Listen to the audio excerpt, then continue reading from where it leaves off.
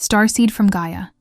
The source is orchestrating a divine union that will challenge everything you thought you knew about cosmic partnerships.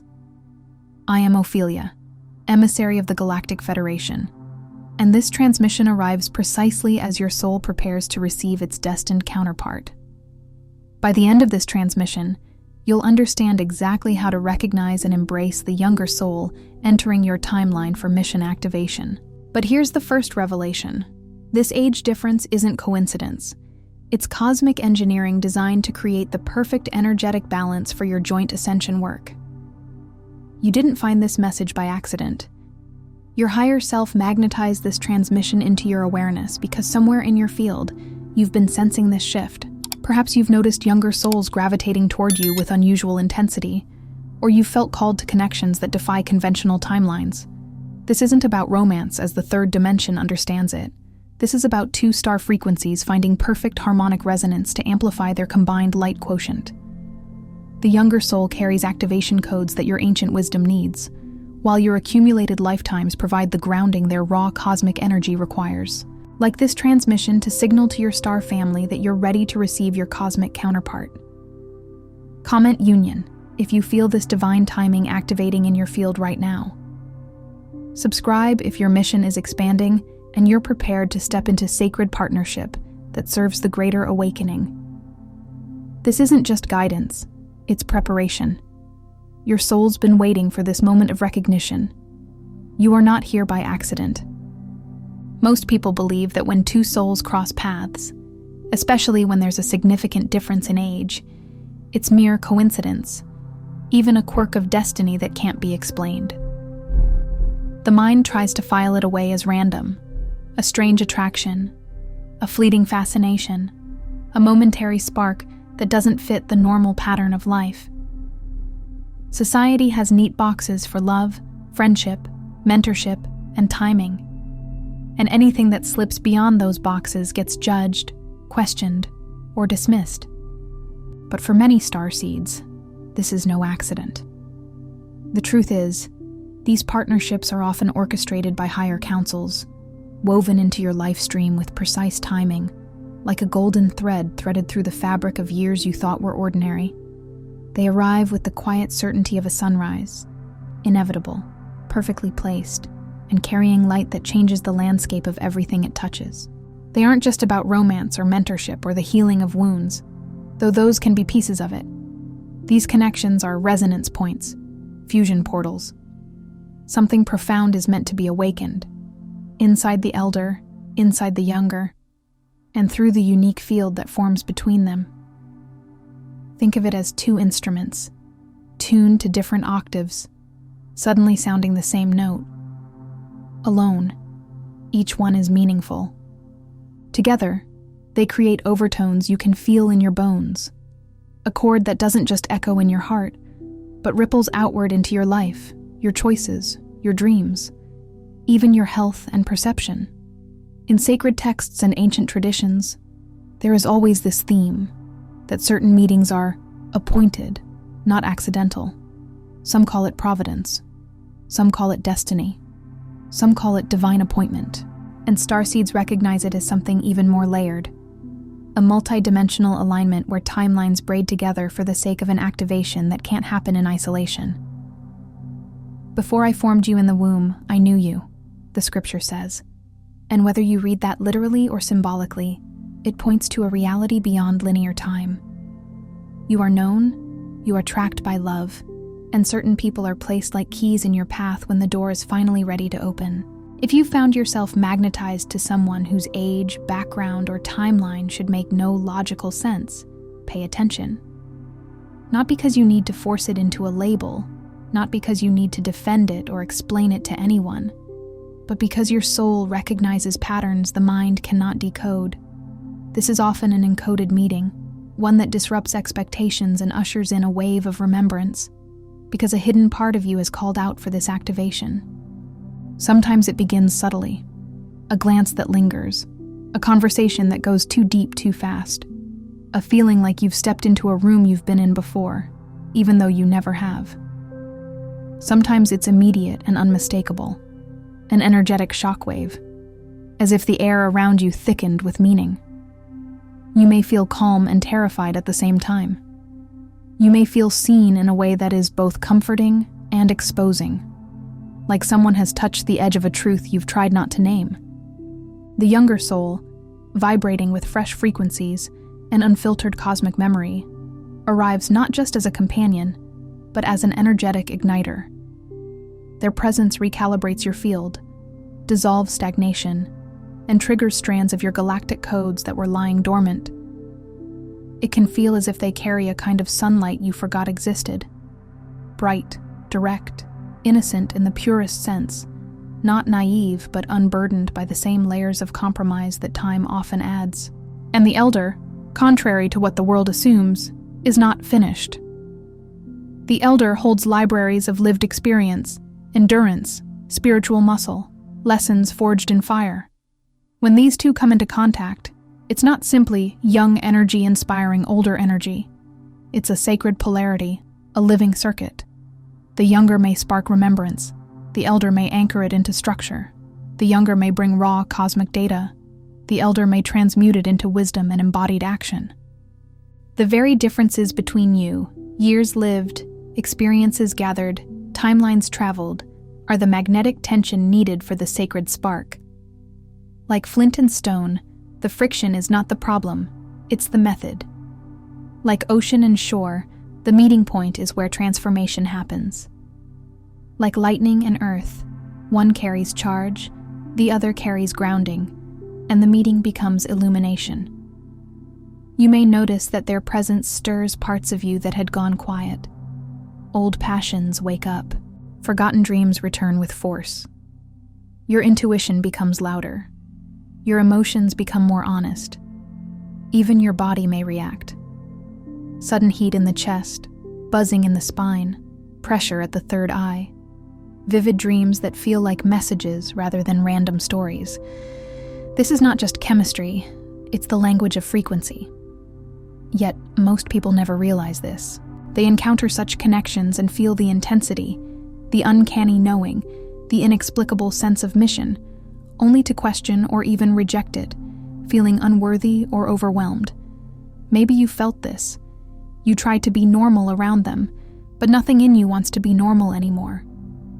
You hear their voice, and something ancient in you responds, as if a bell was struck in another lifetime, and the sound has finally reached you. And then the mind moves in with its familiar defenses. This can't be real. This is inappropriate. This will never work. People will judge. I'm too old. I'm too young. I'm too broken.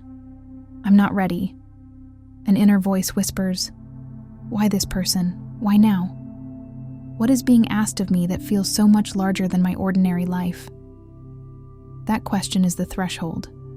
It's the moment the soul stands at the edge of the known and the unknown. This is the amnesia that overlays starseed incarnations. You came in with memory veiled, not as punishment, but as part of the game of embodiment. If you remembered everything all at once, you might never fully enter the human experience. You might never develop the compassion, humility, and grounded love that come from walking through limitation and still choosing light. But amnesia has side effects: doubt, fear, self-sabotage, the urge to shrink what is cosmic into something manageable. Fear of the true mission, ancestral residue, or clinging to limited identities block the flow of activation. Ancestral residue can sound like old family scripts. Don't stand out. Don't take risks. Love must look a certain way. You must earn approval. Limited identity can show up as roles you've worn for too long. The responsible one, the wounded one, the caretaker, the overachiever, the one who never needs anyone. And the mission itself can feel too vast to hold. Because if this connection is real, if it's orchestrated, then it implies you are not just here to survive, pay bills, and age. It implies you are here to transmit something. And that level of responsibility can make the nervous system recoil. When this happens, the connection can short-circuit, leaving both parties feeling lost or unfulfilled.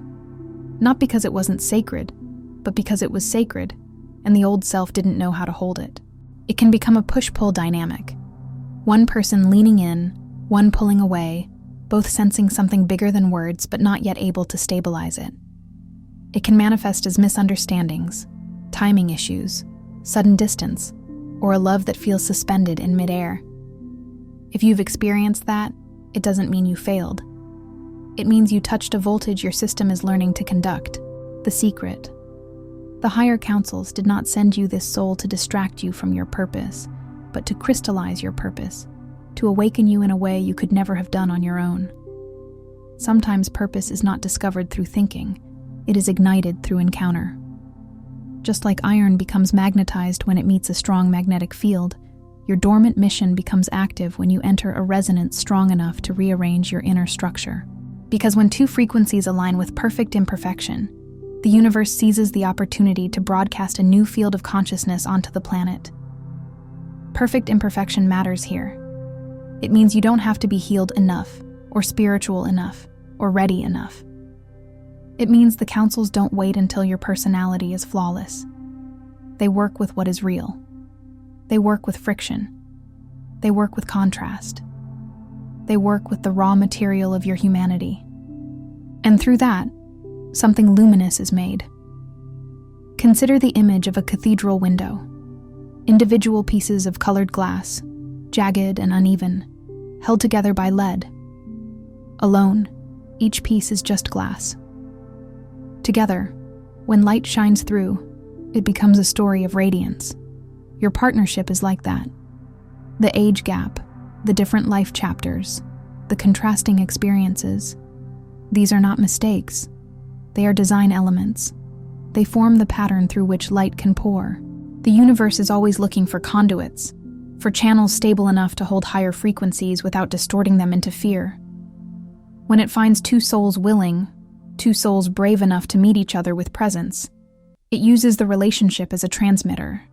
And you may notice that when you're around this person, synchronicities increase. Numbers repeat. Songs carry messages. You overhear conversations that answer questions you haven't spoken. You dream in symbols that feel instructional. The world becomes responsive, as if reality itself is leaning in. That's not fantasy. That's the field responding to your alignment. This message may have opened a portal, but what lies beyond is even more profound. If you're feeling drawn to integrate what the Arcturian High Council has revealed, the hidden Arcturian keys of awakening is your next step. It holds energetic technologies passed down for thousands of years, now made available for your awakening. You'll find the link in the first pinned comment, but only briefly. Step 1 is allowing yourself to see the connection clearly, not through the lens of doubt, guilt, or old paradigms, but as a divinely timed crossing. This is where you stop arguing with the architecture of your life. You stop trying to make the meeting smaller so it feels safer. You stop asking permission from people who cannot feel what you feel. Clear seeing is not obsession. It is reverence. It is the willingness to witness without immediately controlling. Shift from questioning, why me, or why them, to witnessing the harmonic architecture designed by your soul and the councils overseeing your journey. And now, let this first step become more than an idea. Let it become a doorway you actually walk through. Because clear seeing is not just a mental decision. It is a spiritual posture. It is the moment you stop looking at your life like a scattered pile of random events and begin to see it as a constellation. One star by itself can look like nothing special, just a point of light in a dark sky. But when you step back, when you allow perspective to widen, you realize those points form shapes, messages, maps. Your life is a map. And this connection, especially with an age difference that confuses the conventional mind, is often one of the brightest markers on that map. It is the star that says, turn here, remember here, begin here. There is a reason it doesn't fit the expected script. Spirit rarely announces its biggest plans through what is socially convenient. Spirit tends to arrive through the unexpected, the unplanned, the meeting you could not have engineered if you tried. The Bible speaks again and again of the stone the builders rejected becoming the cornerstone. What the world rejects, questions, or labels as wrong timing, is often precisely what the divine uses as foundation. When the mind insists that love and partnership must look a certain way, it is often trying to protect you from shame, from misunderstanding, from vulnerability. But the soul is not managed by shame. The soul is moved by assignment. So in step 1, you are asked to stop negotiating with the fear of how it appears and start listening to the truth of how it feels in the deepest part of you. Not the surface excitement that can come with novelty, not the anxious attachment that can come with unresolved wounds, but the quieter truth underneath. Does this connection awaken your integrity? Does it call you toward honesty? Does it pull you toward prayer, toward healing, toward courage? Do you find yourself wanting to become cleaner in your thoughts, kinder in your speech, more aligned in your actions, not to earn them, but because their frequency makes distortion uncomfortable? That is one of the signs you are dealing with something more than preference, something more than chemistry.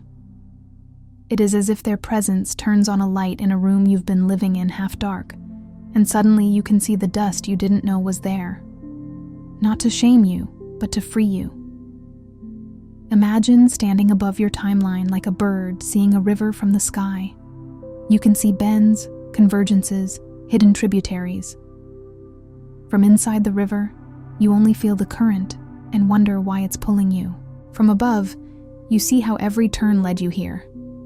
Perhaps what you once called wasted years were actually training grounds.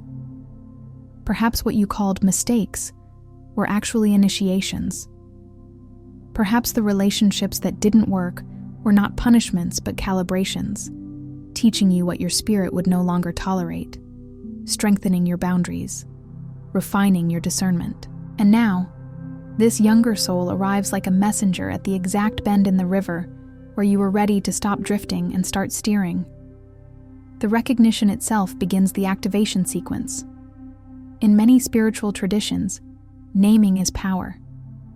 When you recognize something as sacred, it behaves differently. When you stop treating it as an anomaly and start treating it as a transmission, you become receptive. But receptivity doesn't mean passivity. It means you meet the moment with awake eyes and an open heart. It means you stop performing for the world and start listening for the whisper of spirit. It means you ask, as Samuel did, "Speak, for your servant is listening." And you allow the answer to come through subtle channels, through a repeated inner knowing, through a gentle conviction, through a sense of peace that does not require external approval to exist. This is the moment to shake loose the belief that your timeline must unfold according to human expectations. Human expectations are built from averages, norms, and fear of the unknown. But your soul's timeline is built from purpose. Think of Abraham and Sarah, timing that defied logic. Think of David, the overlooked youngest, called into kingship when the older, stronger candidates were passed over. The divine repeatedly selects what the mind would not select. So the question becomes, will you trust the divine pattern in your own life enough to stop apologizing for it? Not to become reckless, not to ignore wisdom, but to stop shrinking the sacred because you fear misunderstanding. Instead, feel the field that has formed. Feel what happens in your body when you think of them.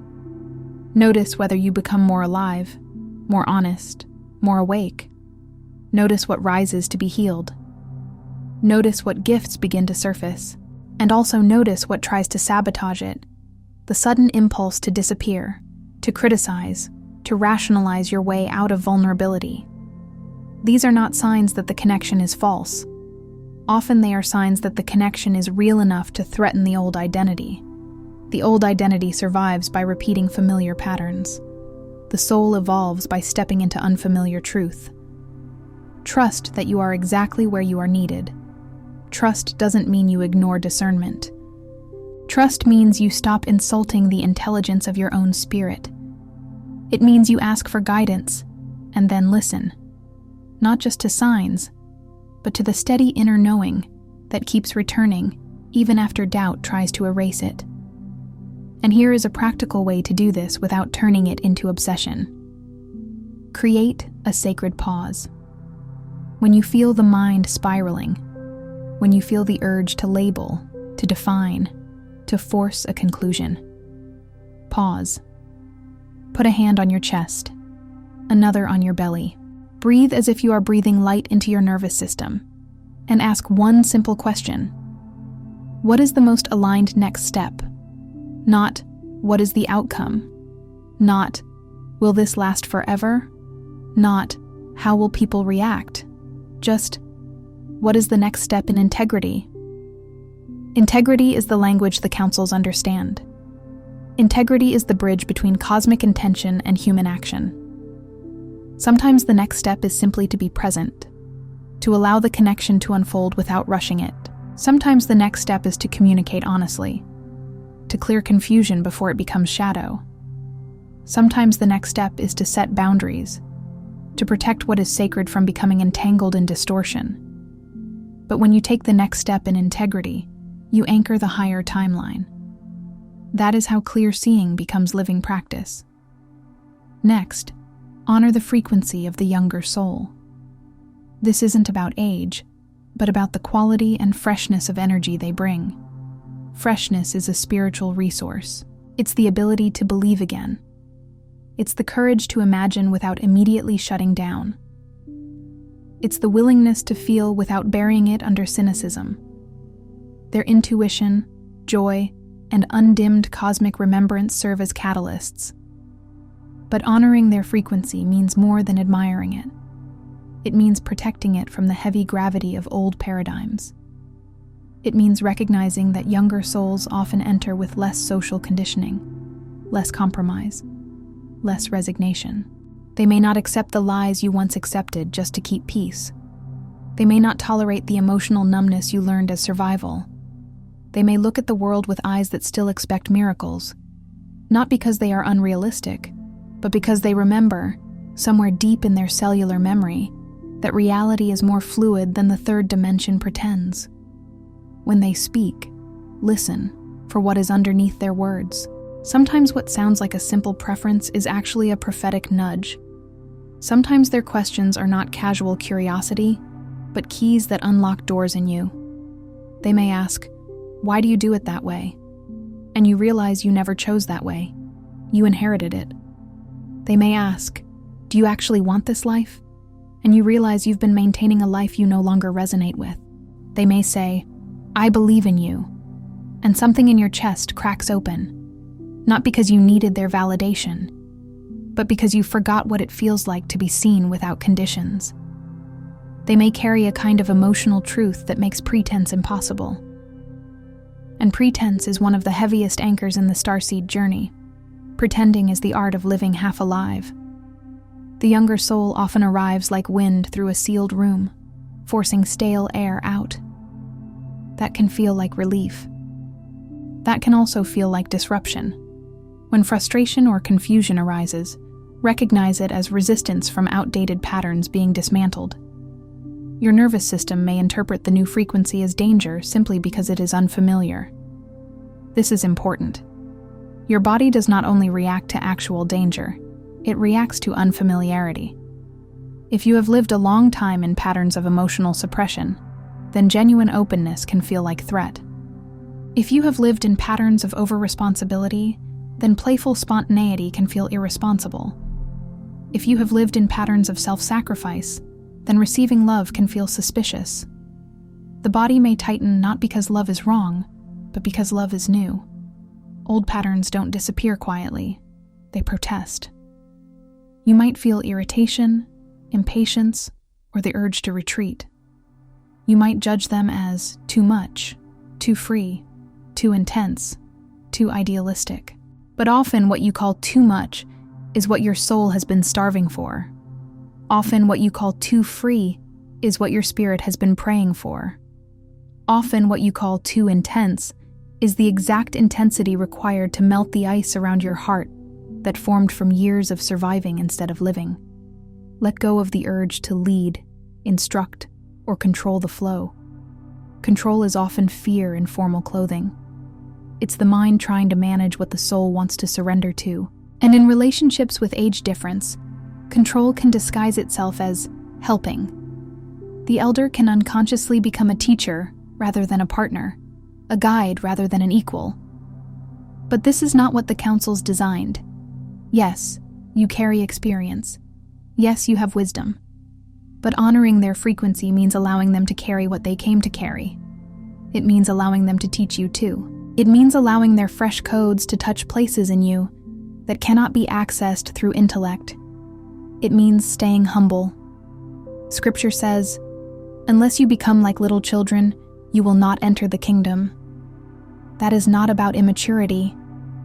It is about openness. It is about unclenched hearts. The younger soul often carries that unclenched quality, and your mission is not to harden it with cynicism, but to protect it with grounding. Instead, co-create, a dance where both anchor their highest potential and expand into new timelines. In true co-creation, the elder doesn't dominate, and the younger doesn't diminish themselves. Both become students of the field. Both become accountable to the mission. It's like two hands holding a bowl. One hand may be stronger, one may be more delicate, but both are needed to carry the offering without spilling it.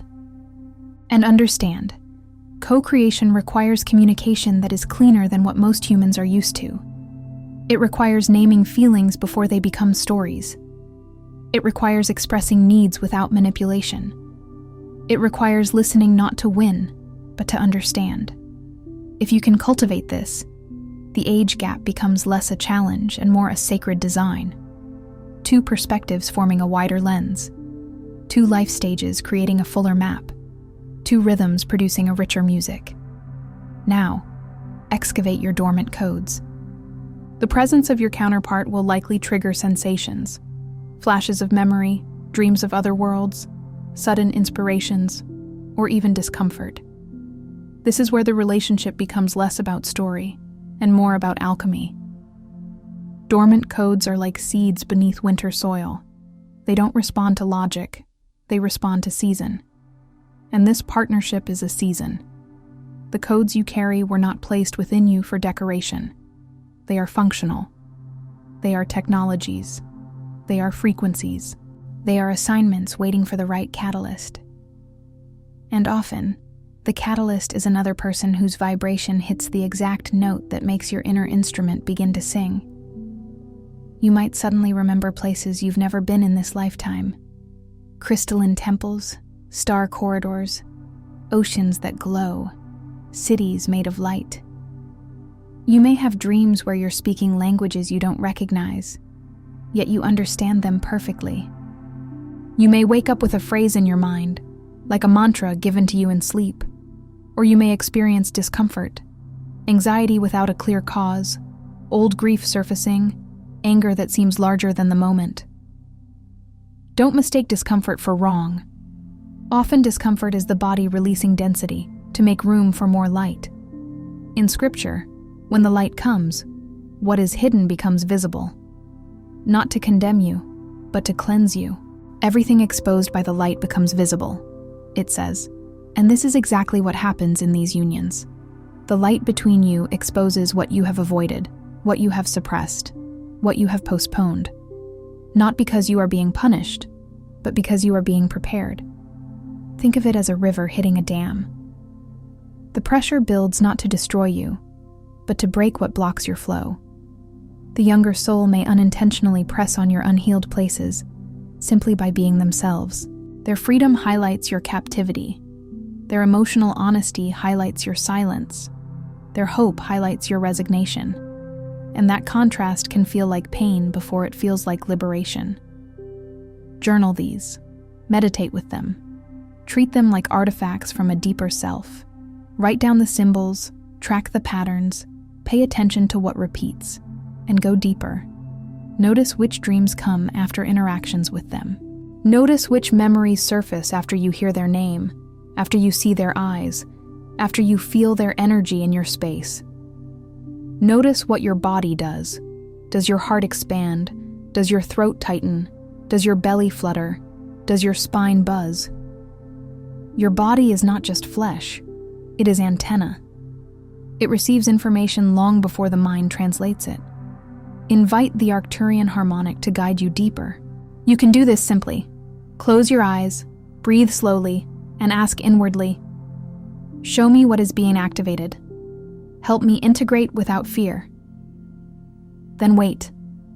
Not for a dramatic vision necessarily, but for subtle impressions. A color that appears, a sensation of warmth, a word that drops into your mind, a memory fragment. Sometimes guidance comes as a sudden desire to change something practical, to rearrange your home, to clean your space, to drink more water, to spend time under the night sky. These impulses are not random. Your environment is part of your integration. When your frequency upgrades, your surroundings must shift to match it. And if you ignore these nudges, you may feel restless, irritable, ungrounded. Not because something is wrong, but because your system is trying to find coherence. Remember, the fastest acceleration happens when you stop resisting what is being shown and start integrating the energy that is arriving. Integration is the sacred work of making the mystical practical. It's when visions become values, and values become actions. It is not about logical progression, but about frequency resonance. You may not be able to explain why this connection matters, but you can feel that it changes you. And feeling is a form of knowing the mind has not been trained to respect. The mind wants proof. The soul wants alignment. The mind wants guarantees. The soul wants truth. When you prioritize truth, the path clarifies step by step. Anchor your new awareness into your daily existence. This is essential because spiritual activation without grounding becomes escapism, and this partnership was not sent to pull you out of life, but to bring more of your soul into it. Grounding is not glamorous, but it is holy. Grounding is how you tell the universe, "I can hold what you are giving me." Without grounding, higher energy can make you feel scattered, overly emotional, or addicted to the intensity of spiritual experience. With grounding, that same energy becomes strength, clarity, service. So bring it into the simplest places: the way you speak to your body, the way you manage your time, the way you handle your money, the way you clean your space, the way you respond when triggered. These are not mundane details. They are the containers that hold your light. Let the relationship, whether short-lived or enduring, serve as a living reminder of your galactic mission.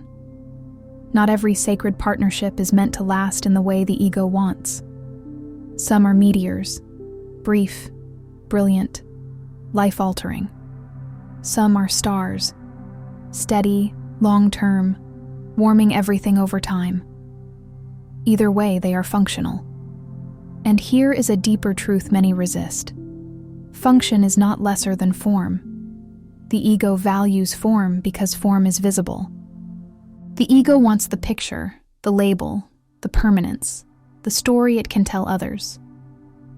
But the soul values function because function is liberation. The soul is willing to release form if the lesson has landed and the mission has ignited. If you can accept this, you will suffer less. You will still feel deeply because you are human, but you will not cling as if clinging can create destiny. Destiny is created through alignment, not grasping. Make space to journey inward and ask, what part of my higher purpose is being called into the light right now? Then listen for what comes, not as a dramatic voice, but as a quiet insistence. Maybe you're being called to create something, to heal something, to speak something, to leave something, to forgive something, to finally begin. And when you receive that answer, even if it scares you, treat it as sacred instruction. Because many starseeds spend years waiting for purpose to feel obvious, when purpose often arrives as a gentle pressure in the heart that refuses to go away. Follow the currents with trust. Trust might look like changing your routines to include silence. It might look like cleaning up your diet because your body wants to hold more light. It might look like ending relationships or habits that drain you. It might look like saying the truth out loud instead of swallowing it. And here is where the age difference union becomes especially potent. The younger soul often catalyzes movement. They bring momentum. They disrupt stagnation. They may not tolerate the way you postpone yourself. They may not accept your excuses. Not in a harsh way, but in a way that makes delay feel impossible. Their energy says, "Why not now?" And your ancient wisdom, when it is aligned, says, "Now, but with discernment." Together, momentum and discernment create sustainable action. If you sense a transmission wanting to come through, give it voice.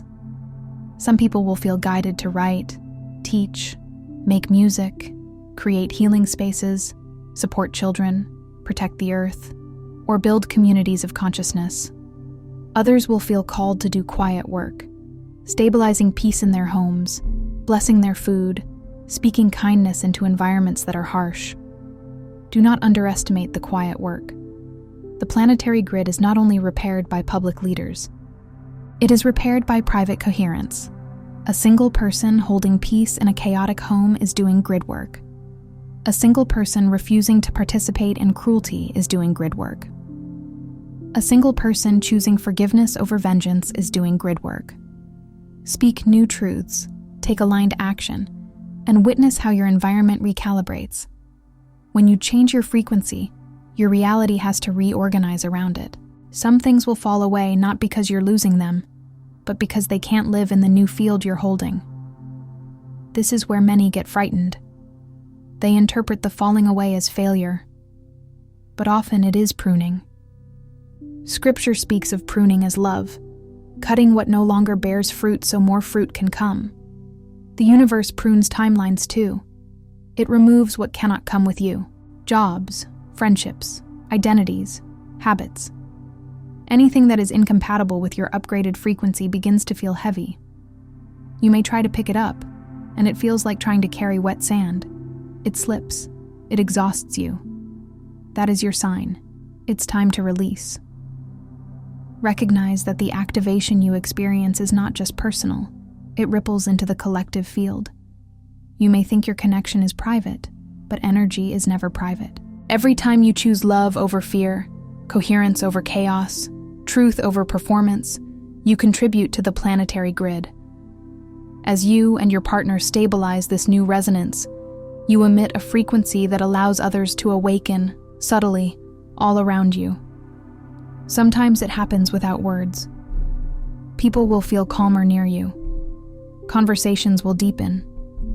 Synchronicities will increase for those in your orbit. You may notice strangers sharing their stories with you, as if your field gives them permission to be real. And that is a mark of higher vibration. It invites authenticity. Lower vibration invites performance. Higher vibration invites truth. This is conscious co-creation on a multidimensional scale. It's like two tuning forks. When struck, they cause other instruments in the room to vibrate in sympathy. Your partnership becomes a tuning fork for the collective. And if you wonder how this can be, consider the nature of resonance. One coherent signal can organize chaos. One steady heartbeat can calm another. One regulated nervous system can help regulate those around it. This is not just spiritual poetry. It is energetic law. Coherence is contagious. Fear is contagious too. But the councils are amplifying coherence now. That is why these unions are appearing. They are coherence engines placed into human timelines. Stay open to guidance. For more synchronicities, signs, and DNA-level upgrades are likely on the horizon. DNA-level upgrades don't have to be sensational. They can look like greater intuition, more compassion, sharper discernment, stronger boundaries, clearer dreams, quicker manifestation, or a sudden ability to release what used to hold you hostage. You may feel drawn to different foods, different music, different spaces. You may find you can't tolerate certain energies anymore. That's not superiority. That's sensitivity increasing. It's your system becoming more refined so it can carry the mission without distortion. And with refinement comes responsibility. If your sensitivity increases, you must steward it. That might mean saying no more often. That might mean leaving spaces that drain you sooner. That might mean protecting your sleep as sacred. That might mean limiting exposure to media that pulls you into fear. Not because you are weak, but because your instrument is becoming more precise. A precise instrument must be cared for. A violin cannot be thrown into a storm and expected to play perfectly. You are becoming an instrument of source. Care for yourself accordingly. Finally, release attachment to form.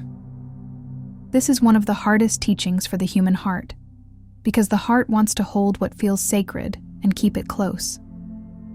But the soul is not attached to form. It is devoted to function. Sacred partnerships of this nature are not always meant to remain as they were in the beginning. Their highest function may complete with the full ignition of codes. Sometimes the meeting is the medicine. Sometimes the conversation is the activation. Sometimes the love is real, but the assignment is not to stay. It is to wake up, to remember, to become. This is where spiritual maturity is tested. Can you honor what was real without turning it into possession? Can you bless what awakened you without demanding it remain unchanged? The ego equates endings with rejection. The soul understands endings as transitions. Seasons change not because the tree has failed, but because the tree is alive. Bless the connection for what it catalyzed. Bless it even if it didn't become what you hoped. Bless it even if it broke you open. Hold gratitude for the mission that has reawakened. Gratitude is not denial of pain. It is recognition of meaning. If grief is present, let it be present. Grief is love with nowhere to go. Give it somewhere to go. Into prayer, into art, into movement, into service. Let grief refine you rather than harden you. Trust the emerging timelines, even when the path ahead looks nothing like the story you imagined. The ego writes stories based on familiarity. The soul writes stories based on liberation. And liberation often looks like a wilderness before it looks like a promised land. If you're in that wilderness now, if you're in the in-between where the old life no longer fits and the new life isn't fully formed, know this. Wilderness is where guidance becomes audible. In the wilderness, distractions fall away. In the wilderness, you learn which voices were never yours. In the wilderness, you learn to tell the difference between loneliness and solitude. Loneliness says, I am abandoned. Solitude says, I am being prepared. The Israelites wandered, and it looked like delay, but it was calibration. Their capacity had to be built before they could hold the next land. Your capacity is being built too. In the silence, in the stretching, in the uncertainty, you learn to follow frequency rather than approval. Here is the core of it all. You are a living fractal of cosmic intelligence. A fractal means the pattern repeats at every scale. The same intelligence that spins galaxies spins your heart. The same order that holds stars in their courses holds your awakening in its timing. The timing of your partnership, the polarity of your ages, the unique configurations of your spirits. All of it is part of a multidimensional tapestry designed by souls who remember far more than this lifetime. Some of those souls are your guides. Some are your star family. Some are aspects of you that exist beyond time. And yes, some are councils. Advanced intelligences devoted to the evolution of consciousness, not as controllers, but as guardians of alignment. Guardians of alignment means this: they do not force, they do not override. They nudge, they arrange, they open doors, they place mirrors. They orchestrate encounters where you can choose love at a higher level than before. They offer opportunities where your free will can step into its own power. And that is the sacred paradox. The union may be orchestrated, but the outcome depends on your willingness to meet it with consciousness. That willingness is what makes you a co-creator rather than a passenger. Where confusion and longing reigned, a new signal is sounding. You did not miss your purpose. You are not late. The very feeling of dissonance is the evidence of orchestration, a sacred resonance chosen before birth, now igniting your galactic blueprint. Dissonance is what happens when a higher note enters a room and the old furniture starts shaking. It's what happens when your true self arrives and the false self panics. It's what happens when you outgrow the life you've been tolerating. And if the shaking has been intense, understand, intensity is not always danger. Sometimes intensity is detox. Sometimes intensity is expansion. When a snake sheds its skin, it looks like struggle, but it is growth. When a butterfly breaks out of its cocoon, it looks like chaos, but it is emergence. So if you feel shaky, tender, stretched, or raw, it doesn't mean you're failing. It may mean you are finally aligned with the threshold you asked for long ago. Tonight, before you sleep, anchor this message in your field. I honor the sacred partnership that has appeared on my path. I open to my galactic purpose, activating the resonance that was designed for this now moment. Speak it, feel it, allow it to ripple through your body and your reality. Say it slowly enough that your cells can hear you. Let it move through your chest, down your arms, into your palms, into your belly, into your legs, into your feet. Imagine it like a warm current of light settling into your nervous system, soothing the parts of you that are afraid, strengthening the parts of you that are ready. And as you imagine that warm current, see it like liquid gold traveling through your veins, not as fantasy, but as symbol. Because symbols are how the subconscious receives instruction. See it washing the places where fear has stored itself. The throat where you swallowed words. The shoulders where you carried too much. The stomach where anxiety knotted. The heart where disappointment built walls. See that gold light not forcing anything, just softening, loosening, restoring flow. If emotions rise, let them.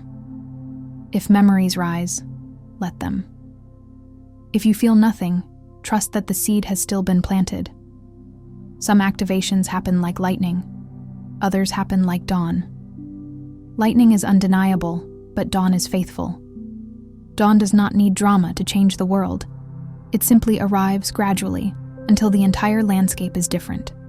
And you may wake in a few days and realize something has shifted. You respond differently. You want different things. You are no longer willing to abandon yourself. That is the sign. Before you scroll, take a moment to be part of what's forming here. Drop one intention in the comments, something real. Then respond to someone else's with encouragement or energy. This isn't content, it's collective alignment. Energy multiplies when intention connects. If something in this message resonated, don't keep it to yourself. Someone in your orbit is waiting for this exact activation. Share it. And if you felt a soul nudge, subscribe. Stay in the flow. You're not just watching, you're expanding. This is your space, and we're just getting started. If this transmission spoke to you, don't just walk away from it. Respond to it. Help carry this message further. Leave a super thanks. Every act of support helps this transmission find the next starseed who needs it.